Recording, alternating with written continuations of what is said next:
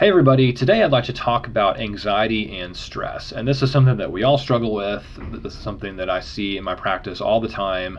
People coming in who are extremely anxious and extremely stressed. And I wanted to share with you one of the first things that I talk about when someone comes in that's struggling in this area.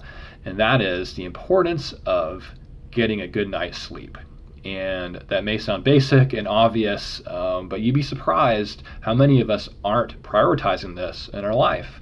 Think about it this way. If you're not well rested, you have trouble concentrating, you have trouble focusing, your mind wanders, and you have trouble thinking clearly. And that is fertile soil for anxious thoughts. Anxious thoughts run wild when our mind isn't very clear and we're not thinking, we're not able to concentrate, we're not sharp. Anxious thoughts go crazy. And so if you're well rested, all of a sudden you're able to concentrate better, you're able to focus, you're thinking clearly, you don't have that brain fog.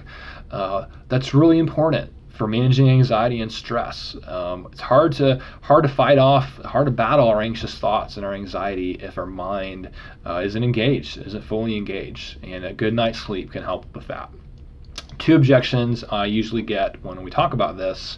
The first is, well, Jack, I try to go to bed earlier, but I'm just not tired.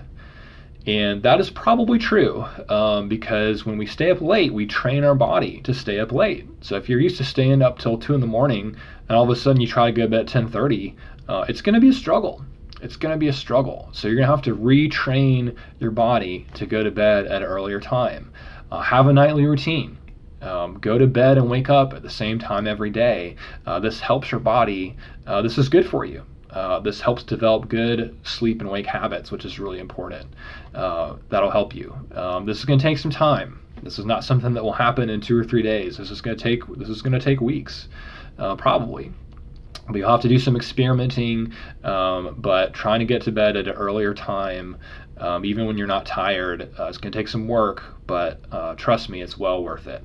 And the other objection that usually comes up is I don't have time. I have too much to do. I don't have time to get to bed early. I need every single hour to maximize the day and to get all my things done. And it could be true that you do have a lot to do and you could use that extra time that you could be sleeping.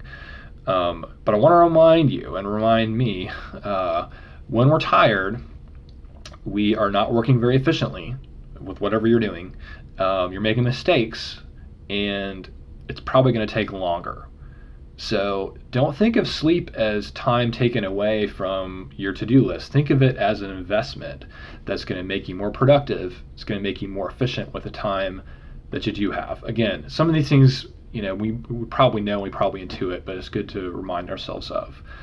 From a Christian perspective, we would say sleep is an act of faith. We see in Psalm 3, David is on the run from Absalom, who's trying to kill him. And what does it say?